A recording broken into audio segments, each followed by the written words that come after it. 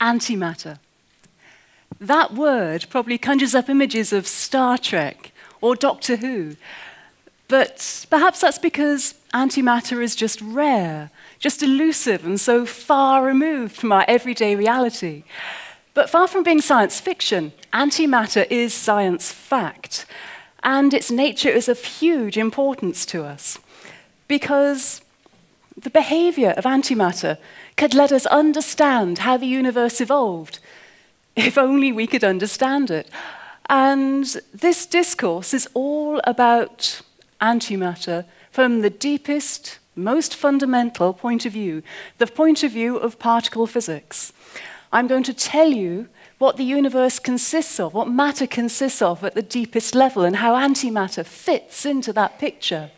I'm going to tell you how little we actually understand about antimatter and how we're trying to redress the balance through experiment.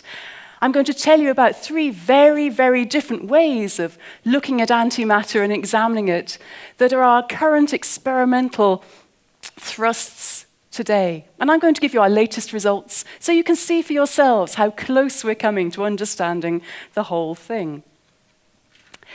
Okay. Before I launch into antimatter, though, I had better set the scene by starting off with the universe and what we understand about matter. And everything that we understand about the universe from a physics point of view is summarized on this time history that you can see behind me. So we think that the universe started in a Big Bang, a hugely energetic fireball that brought everything we see around us into existence. And the very early universe was a very, very different place to the universe that we know now. It wasn't full of galaxies or stars or even atoms. It was populated by the ingredients of atoms, fundamental particles. Now, as time marched on, the universe expanded and it cooled down, and after various points, it became energetically more viable for this matter to start to clump together into new forms. So after a few fractions of a second, we had the first protons and neutrons. After the first 300,000 years, we had the first atoms, and then larger and larger scale structures, stars, planets, galaxies, and then almost 14 billion years later, you get to us asking the question about what happened. Now, that's what we think happened, but how we know any of this is through experiment. And it's fairly straightforward to work out what the universe is doing now and what it's made of, because you can look at it through telescopes. You can send out probes to take measurements of anything that's close enough to you. And this is the realm of astrophysics. But if you really want to understand the universe, you also have to understand how it got here, how it evolved from the Big Bang onwards. And that presents a problem, because you can't look at the very early universe. It's opaque, before 300,000 years old, before atoms formed. So if you want to understand that, you have to recreate those very hot conditions in the laboratory to look at them. And that's what particle physics does. That's what particle physics does in particle accelerators, and that's how we fill in our knowledge of that part of the universe's history. And that also, coincidentally, is the part of history where antimatter makes the biggest impression. So we've understood quite a lot about the universe and what it's composed of through our experiments. We understand that matter is composed of no more than 12 types of fundamental particle, 6 quarks, 6 leptons.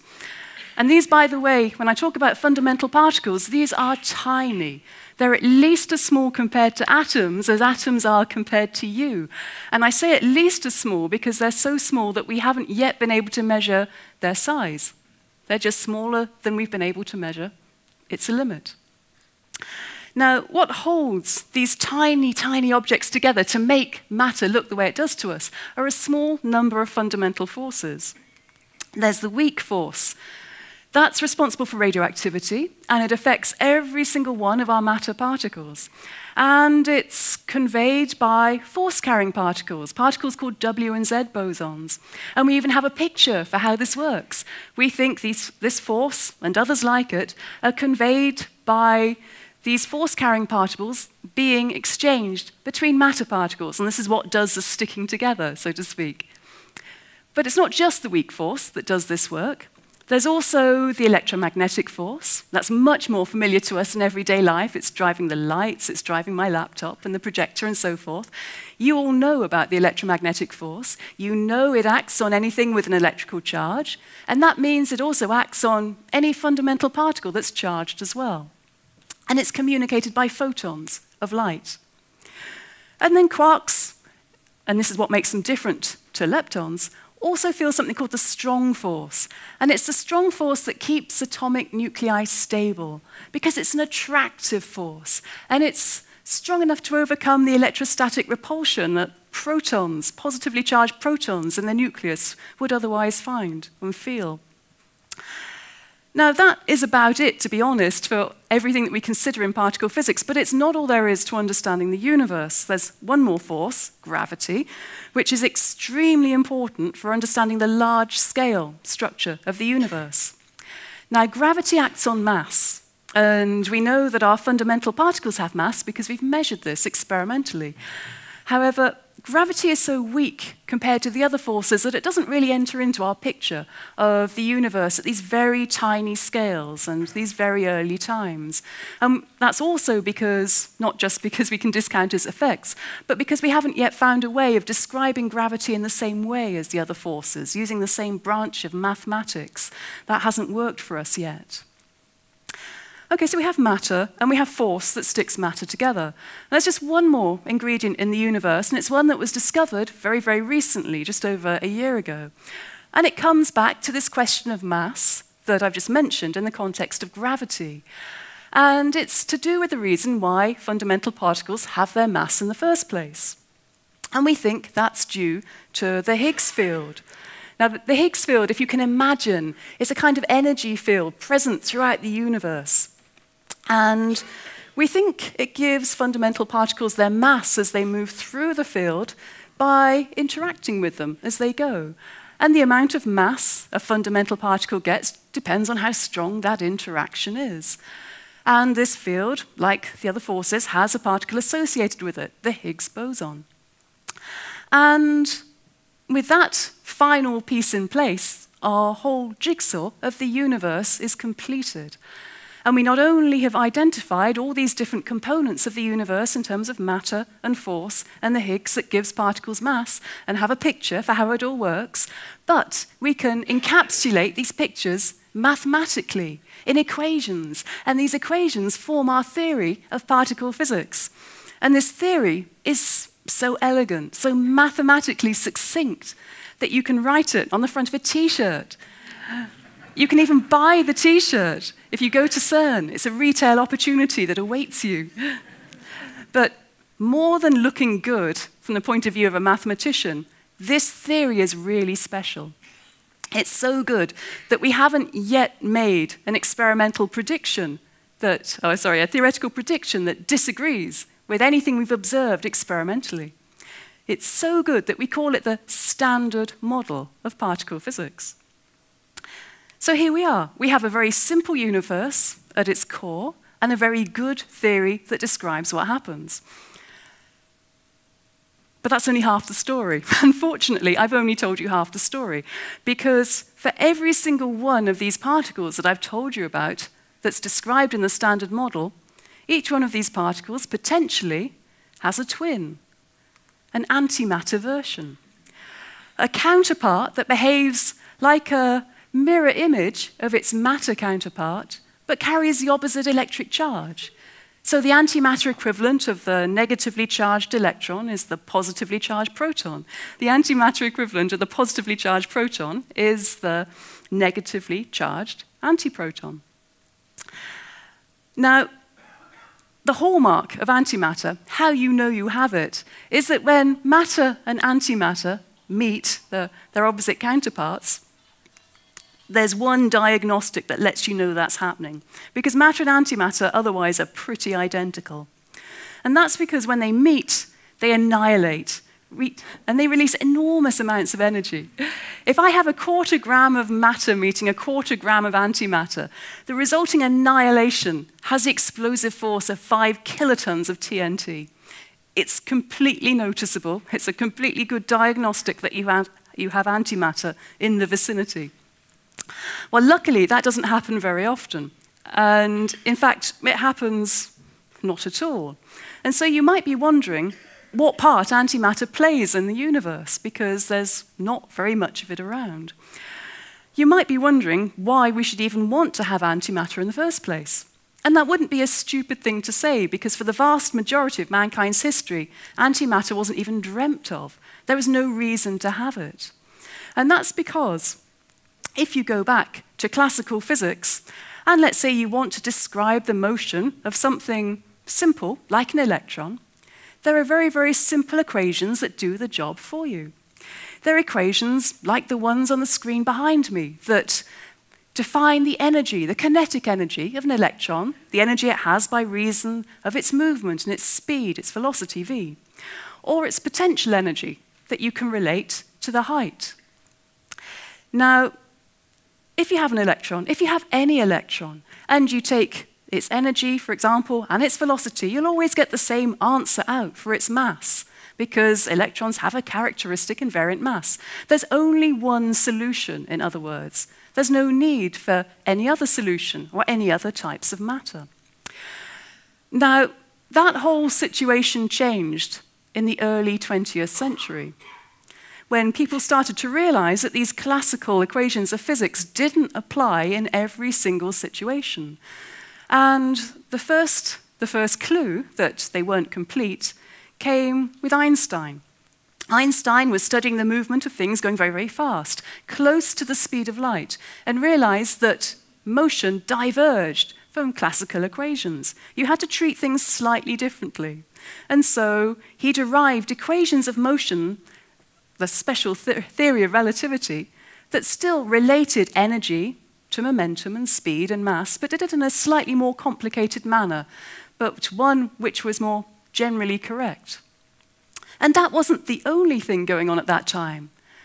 Quantum theory was being developed. Quantum theory is the physics of the very, very small. And when I say very, very small, I mean atomic level and below. Because at these scales, classical equations in physics also don't work either. They start to break down and move away from the behavior that you observe. So quantum theory was being developed as a better way to describe atomic level and subatomic level objects. Now, one quantum theorist, Paul Dirac, worked on unifying quantum theory with Einstein's theory of special relativity to derive the equations of motion for an electron that were most correct and most general. And his work culminated in this equation. It's the Dirac equation, named after him. It unites the theories, so the psi, the sort of candlestick-looking thing you can see in the expression, that's what's called the electron wave function. That's the object in quantum mechanics that describes everything we know about the electron, every question we can ask about it, its position, its speed, and so forth. The information is contained in that function. Einstein's equations of motion of special relativity are contained in this gamma mu, d mu, couple of symbols. It's such an elegant equation. And to Dirac, this equation was absolutely beautiful. So beautiful, it had to be true. And it was true. It did describe the motion of an electron, and it did it exceptionally well. So well that you could also use this equation to describe the light that came out of atomic spectra of hydrogen when electrons changed their energy levels. There's just one catch with this equation, which was that it had twice the number of solutions that you would expect. One solution described the electron, and the other solution appeared to describe something identical to the electron, but which had the opposite electric charge. Now, other quantum theorists were working on the same problem and hit the same problem of two solutions. And the majority of them suspected that this second solution, because it didn't correspond to anything in reality, was just a sign that maybe quantum theory wasn't right, that quantum theory perhaps wasn't mature enough to really describe the universe, and the second solution had to be ignored. But to Dirac, this equation was so beautiful that it just had to be correct. And that meant that the second solution had to be physical too. It was too good not to be. And this debate raged for about 4 years. until a man called Carl Anderson ran an experiment looking at cosmic rays from outer space. Now, cosmic rays are just high-energy particles that come in from the solar system or extragalactic sources, and they impinge on the Earth, and they go through the atmosphere and hit the Earth's surface. In Anderson's experiment, he had a cloud chamber, which is a box about so big, and it's filled with a supersaturated liquid. And when you have a charged particle going through this liquid, it ionizes it, which seeds a vapor trail. And you can photograph the vapor trail. And there's a photograph behind me. And cleverly, if you put this in a magnetic field, you can bend the path of the charged particle to the left or to the right. And this tells you whether you have a positive or a negatively charged particle. In this photograph, what Anderson realized he had from the track that you can see passing through like this. This track had the amount of energy deposited that was absolutely characteristic of an electron, but it curved the wrong way. It had a positive charge. So in fact, what Anderson had here was the first photographic evidence of antimatter, of the positron. And with this discovery, then antimatter was on the map. We knew it existed, and in fact, we knew at that point that it existed not just for the electron, but because Dirac's equation was equally applicable to all sorts of fundamental particles. All sorts of fundamental particles had their antimatter versions too. So it's only been since 1932 that we've really taken antimatter seriously. No one had dreamt it up before then. It's just something almost magical that fell out of an equation when you weren't even looking for it. A total surprise. So great, why is it so interesting? Well, it's so interesting because of its implications for the early universe. And this is something that Dirac's equation didn't tell us. According to Dirac's equation, matter and antimatter should behave exactly identically. But we've realized that's not the case. And we know that because if you go back to the beginning of the universe, the Big Bang, we think that half of the universe at that point was made of antimatter, half of normal matter. And if you can picture it in your mind, this very early universe was a seething mass of matter and antimatter, fundamental particles meeting, annihilating, releasing photons of light that then split into new pairs of matter and antimatter particles that met, annihilated, and so forth. And this whole process continued as the universe expanded and cooled until eventually, maybe a few seconds after the Big Bang, the universe had expanded and cooled so much that it was no longer possible for these photons from the annihilations to make new pairs of matter and antimatter particles. And that whole process of annihilation stopped at that point. And what remains in the universe now, anywhere we look, out in space, any direction, is a consequence of a very, very tiny difference that existed between the amount of matter and antimatter that we had at that time. I mean, very, very tiny, something like 1 part in a billion. But that tiny difference is the reason why we're here. We are the leftovers from those collisions.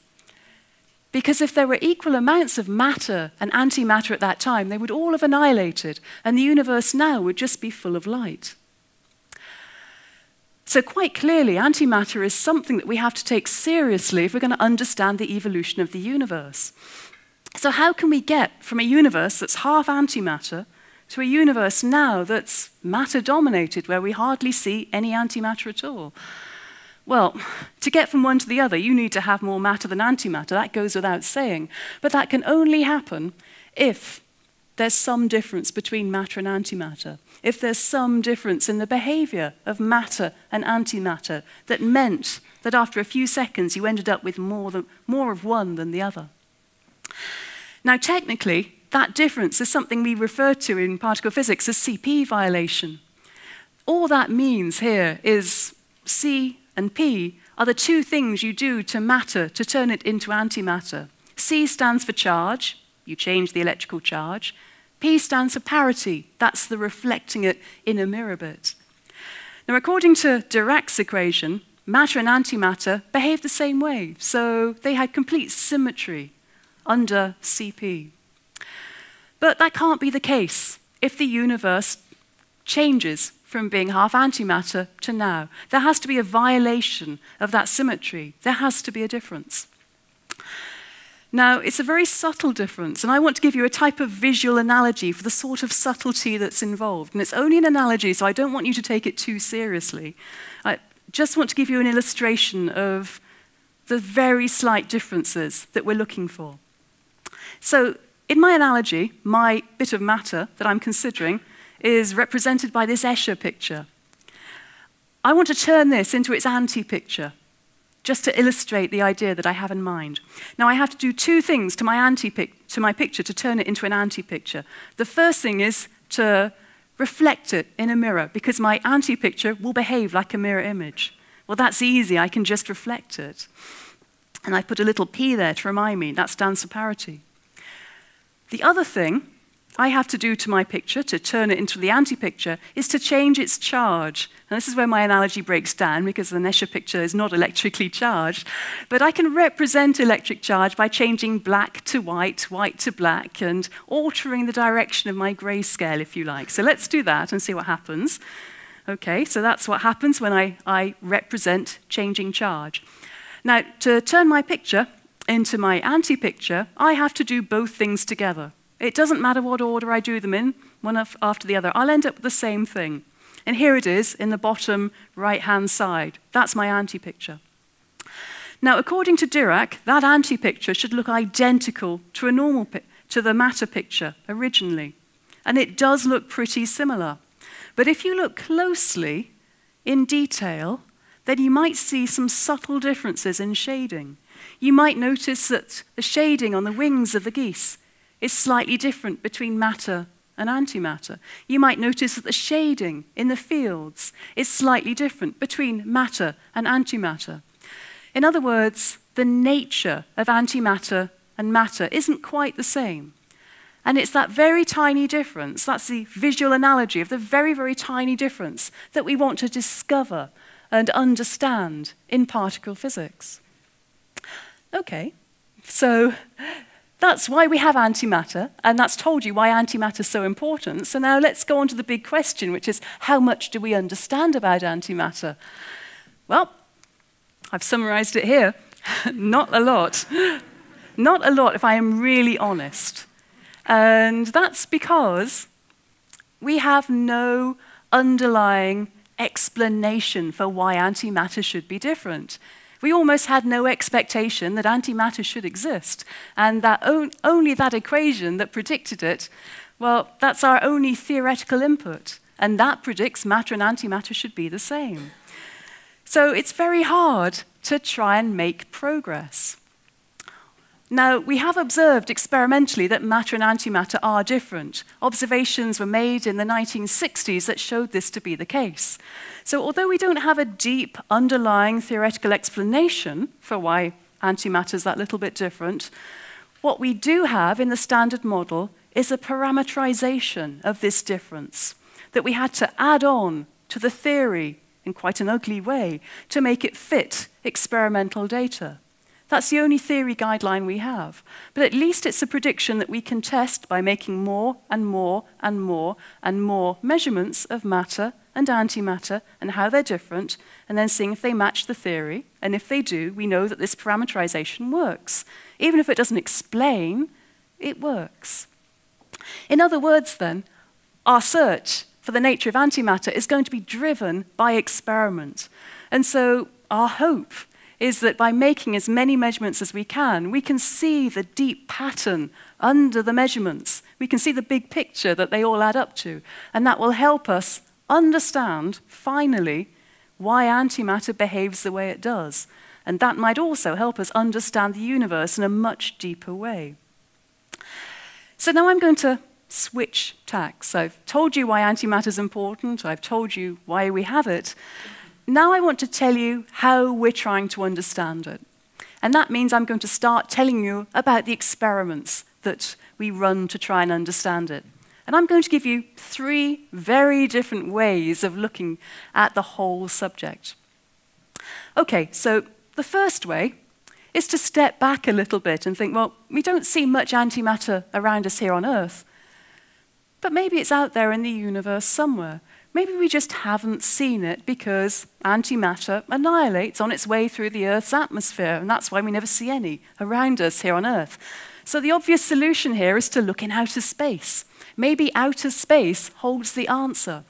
And these cosmic rays I told you about, these high-energy particles from outer space, well, perhaps there's more antimatter there than we thought. So if we can only put an experiment up into orbit around the Earth, we can make measurements of it and perhaps see evidence for more antimatter than we anticipated. And perhaps this would force us to re-examine our understanding. Well, such an experiment does exist. It's called AMS. And it was launched into orbit a couple of years ago, actually on not the last shuttle outing, but the penultimate space shuttle outing, lifting off. AMS is now affixed to the International Space Station. Here's a picture of it. Now, it's very much in spirit like Anderson's cloud chamber. It's just a higher tech version of it. So it's not a container containing a supersaturated liquid anymore. Inside this experiment, instead, we have layers of silicon-based detectors, which can also detect the path when a charged particle moves through it, but the difference is they can digitize that information, and they can send that information in real time, rapidly, without having to be reset all the time. This experiment also has a magnet, so it can tell the difference between positively and negatively charged particles, and it also has some additional detectors that measure particle energy, and also the type of particle that you're looking at. Is it a proton? Is it an electron? That sort of information. Now, because it's a little more involved than Anderson's cloud chamber, it's a little bigger. It weighs about 8,500 kilograms, which is, don't stand underneath it for any length of time. And it's a little bit larger. Anderson's cloud chamber was a few centimeters in size. I think the scientific term for the size of AMS is that it's bus-sized, so it's rather larger scale. Now, AMS is already taking data. It's analyzed about 25 billion cosmic rays. It's looking for antimatter. So what sort of antimatter can you get out in space? Well, there's the type that might exist. Let's say you've got anti-galaxies out there that we haven't noticed yet. Presumably then you would have anti-nuclei hurtling through space, anti-helium nuclei. If those anti-galaxies existed, you might expect to see anti-helium. Now, spacecraft have looked before for anti-helium and they haven't found any yet. But AMS has the ability to look for longer and to look further. So it will look for this, even if no one's seen any evidence for any anti-galaxies at all. Now, what about antimatter that you do expect to be there, you reliably expect to be there? Well, there is one mechanism that generates antimatter that we do know about. And that happens when protons zip through galaxies and they scatter around interstellar gas. And as a byproduct of some of this scattering, you can get positrons, the anti-electrons, being produced. Now, these positrons don't have as much energy as the initial protons. They're quite low energy. So what that means is, if you measure cosmic rays and you look at the fraction of positrons to positrons and electrons as a function of energy, you'd expect this ratio to go down as energy increases, simply because this mechanism doesn't give you very many high-energy positrons compared to the high-energy electrons that float around out in space. But there are two other mechanisms that could reverse this behavior, both of whom would be really, really exciting and revolutionary if they occurred. And both of these give you additional sources of antimatter. The first is, imagine there's dark matter out there annihilating. This would give you positrons and electrons, both at high energy. Add that to your ratio, it makes it increase. You might also have astrophysical mechanisms that can do a similar job. Not new physics now, this is the physics that we know about, but behaving in a way that we haven't yet found. Pulsars have extremely strong magnetic fields around them. If we have electrons and positrons being made around the edge, these magnetic fields can rapidly accelerate them and whip them off into space at high energies. And then that's another source of high energy antimatter. Now, there have been a couple of previous experiments that have made measurements of this ratio of positrons to electrons as a function of energy. Very, very interesting experiments. And they've both seen a hint that this fraction rises. The only drawback with these experiments is that they have quite large uncertainties. It's quite easy to confuse positively charged positrons with positively charged protons in these experiments, which are much more numerous. So it's a particular goal of AMS to try and work out whether this is happening or not.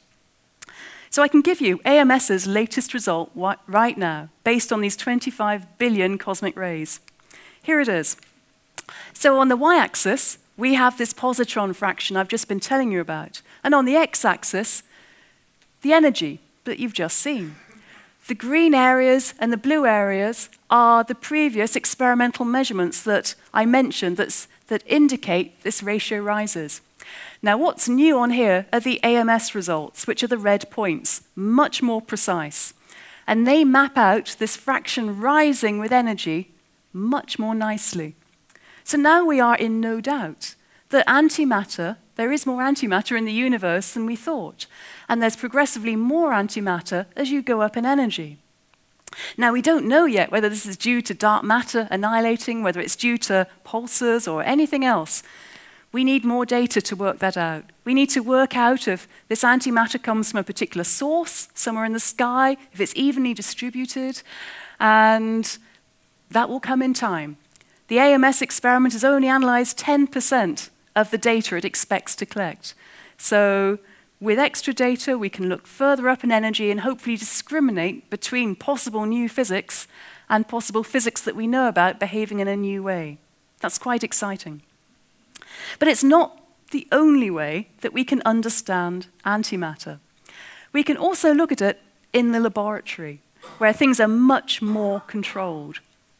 And I'm now going to mention the other two ways that we look at antimatter. And these are both experiments that are based at CERN, the European Laboratory for Particle Physics.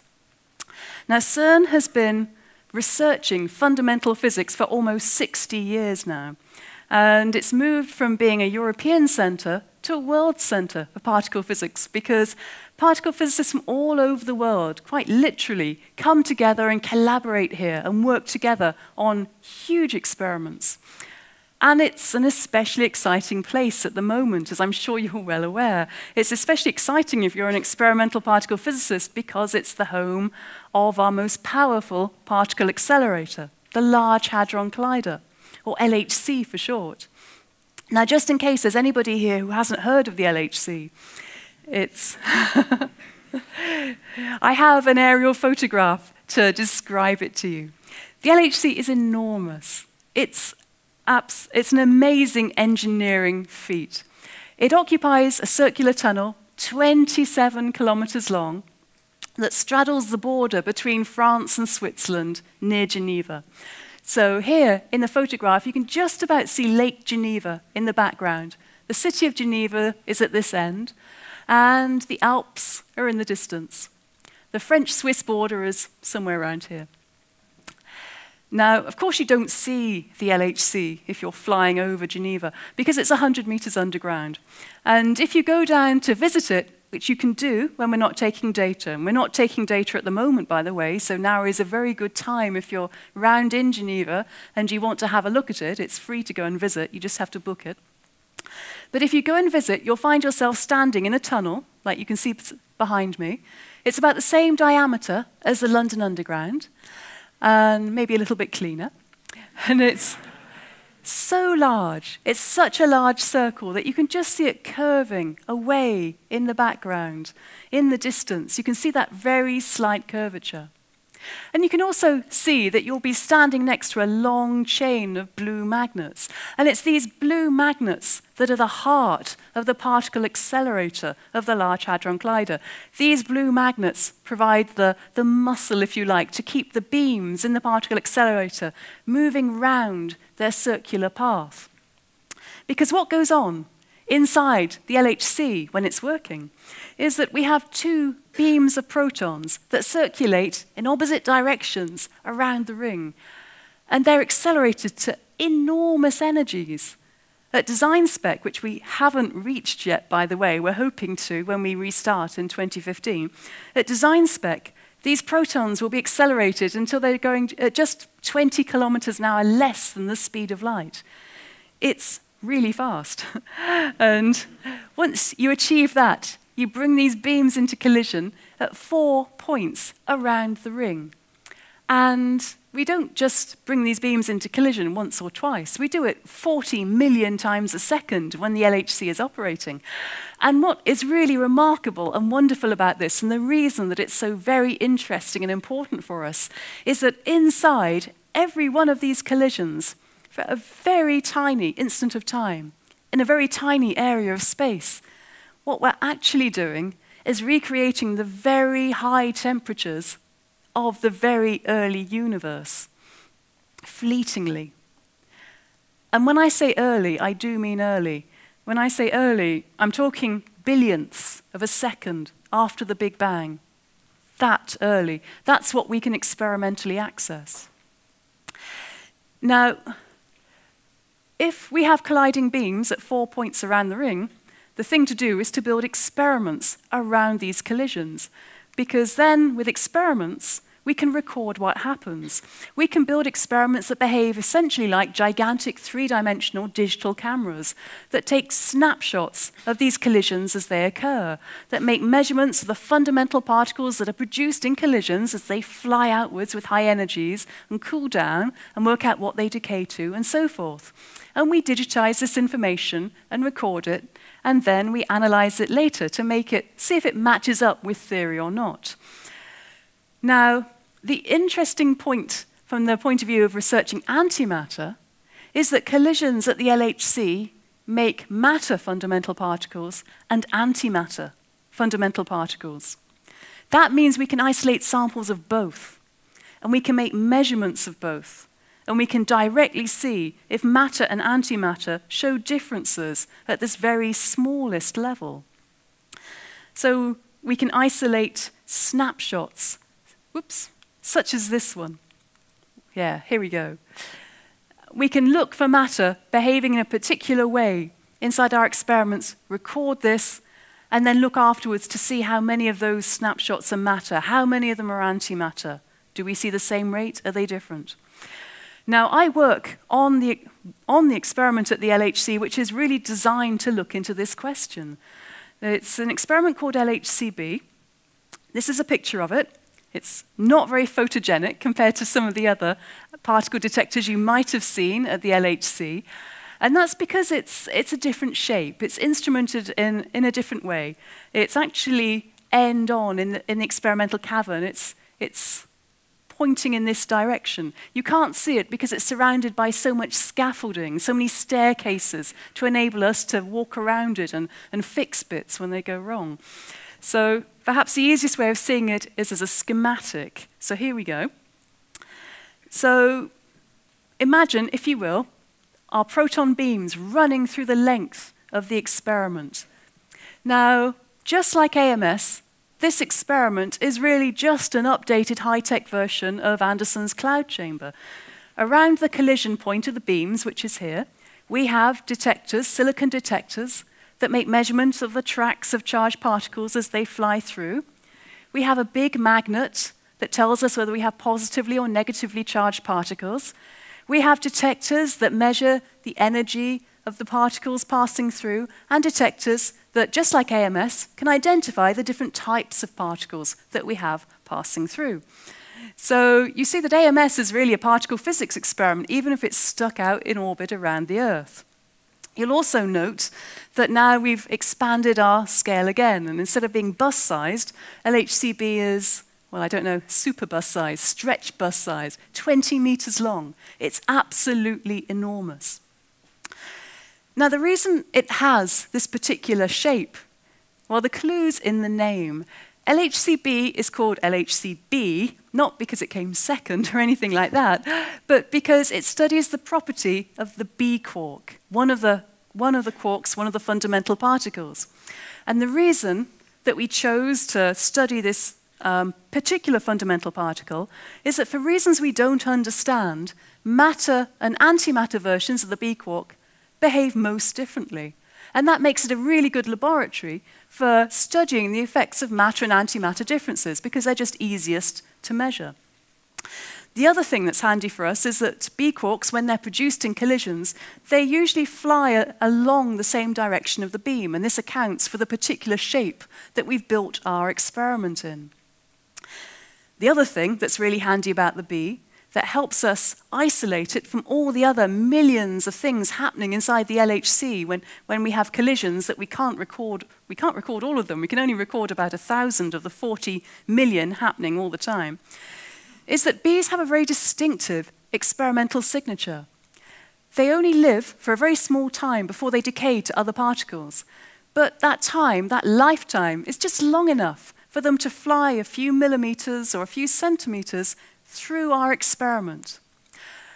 And we can deduce that in real time, because we have silicon detectors that are so precise, and here's a picture of one. They're so precise that they can tell the position of a charged particle passing through them to within 1/10 of the thickness of your hair. And we have a whole series of these detectors that particles pass through that enable us to reconstruct their paths and then to determine whether they came from the same collision as everything else or whether they came from somewhere a little distant, which is the hallmark of coming from a bee, and that's what we want to control and remember. So the way that LHCb investigates antimatter is it takes a type of bee decay that's easy to find experimentally. So here's an example. Here we're looking at a type of particle containing a B quark called a B sub S meson. That's just a B quark and an S quark united together. And it decays quickly to a particle called a kaon and a particle called a pion, and gives us a snapshot that looks something like the one behind me. It's easy for us to identify this in our experiment, so we just collect as many as we can. And once we've collected them, we look at the charges, the electrical charges of the kaon and the pion, because those are different for matter and antimatter. And that allows us to count how many matter B sub S mesons we have and how many antimatter B sub S mesons we have. We're just looking to see if there's a difference or not. That's all we want to see. And in fact, this particular particle wasn't really, well, nothing much was known about it before we started taking data, because it's only produced very, very rarely. And it was only this summer that we were able to make our first measurement of matter and antimatter in this system. This is what we found. It doesn't look particularly glamorous, but what it shows you is the number of B sub S mesons, the matter ones, that we reconstructed on the left, and that's shown by this green area here, and the number of antimatter versions on the right, shown by that green bump there. Now, I know that doesn't look too impressive because we only have about 1,000 of them altogether in the data that we've analyzed. And to put it in context, it took 70 trillion proton-proton collisions to just get this many. It takes a long time. But if you look at the relative heights of matter and antimatter, there's a difference. We're seeing more matter than antimatter. In this particular case, we're seeing about 25% more matter than antimatter. That is a clear difference. And that was something that had not been observed before, which we could do and did this summer. Now, that was great, and we could compare that to what we expected to see. And unfortunately, it was exactly what we expected to see. And I'll tell you why that was bad news in a minute. So this is the angle that my particular experiment brings onto this search for antimatter. It's trying to understand it in terms of quarks, fundamental particles, and it can do that not just for B quarks, but just very recently we've discovered we can do it for another type of quark, the charm quark, where we don't expect to see any difference between matter and antimatter. And we don't. It's wonderful, but not that wonderful. So we can look out in space, we can look at fundamental particles. There's one other way we can investigate antimatter, and that's by looking at anti-atoms. And this also happens at CERN, but not at the Large Hadron Collider, at another particle accelerator, which is the rather wonderfully named antiproton decelerator. And what happens here is that we generate antiprotons, and we cool them down, we slow them down, and we bombard them with positrons. And very occasionally, a positron and and an antiproton will fall into orbit around each other and form an anti-hydrogen atom. And our idea here is, because hydrogen atoms are so well known, if we can make antihydrogen and measure the properties of antihydrogen, we've got a very detailed system that we know about to compare it to, and we can look for differences there. And one experiment at this facility, the alpha experiment, has devoted a lot of time in trying to keep these antiatoms in one place long enough to make measurements. Now, this is a problem because the other two experiments I've told you about make measurements of antimatter, but only once it's been and gone. You don't see it in situ, and you can't make measurements of it as it exists. What alpha tries to do is trap antihydrogen atoms and make measurements of them while they're still there. Now, trapping antihydrogen is really tricky because it's neutral.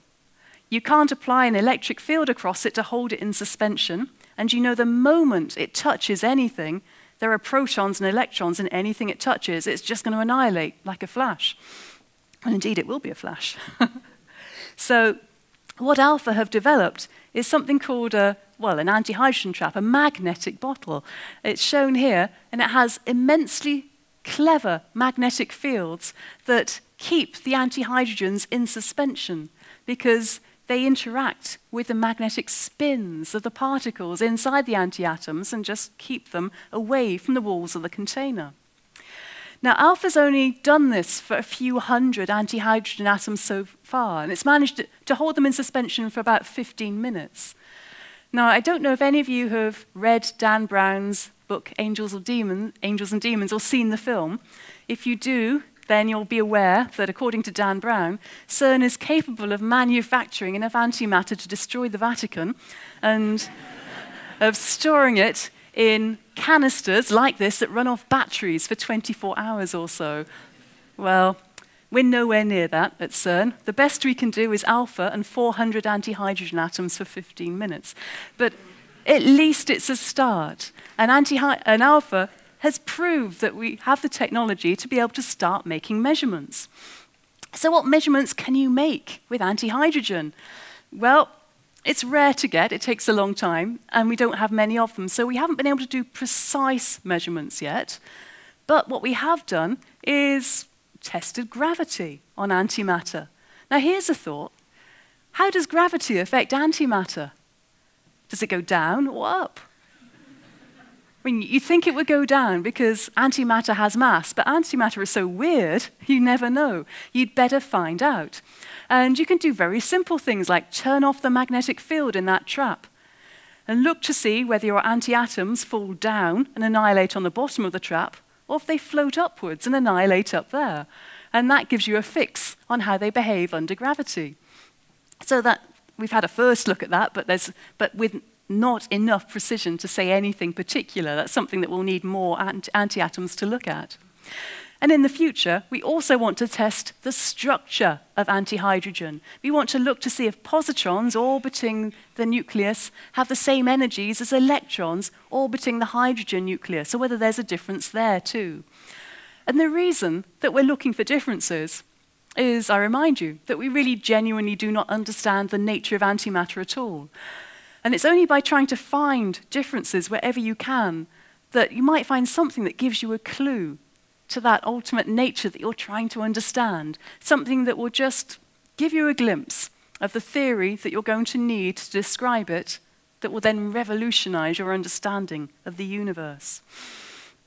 So those are our experiments that really are state-of-the-art at investigating antimatter. And what have they told us?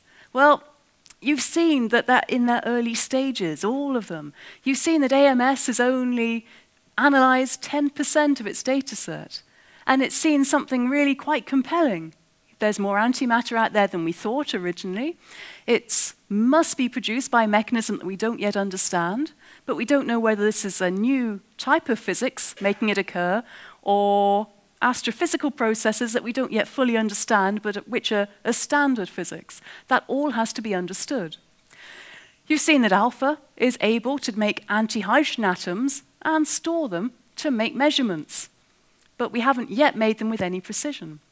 So in fact, most of what we know comes from experiments like LHCb and its predecessors that investigate matter and antimatter at the level of fundamental particles, and then make a test, a direct test, of this parameterization, this description that I told you we'd put into the standard model of particle physics to try and describe antimatter, to describe our data. That is the only real test of antimatter we've been able to perform so far. So let me show you how we're doing with that one. So in the standard model, there are just 4 numbers that parameterize how antimatter behaves and how quarks behave under the weak force compared to the other forces. Now, the reason we do that is because matter and antimatter only seem to behave differently under the weak force, not the other forces. We don't know why. It's an observation. And so that behavior is just included in these 4 numbers.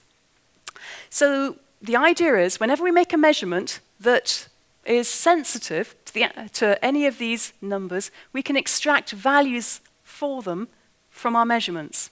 If we can do this from a variety of measurements, we can compare the values that we've extracted to see if they're consistent with each other or not.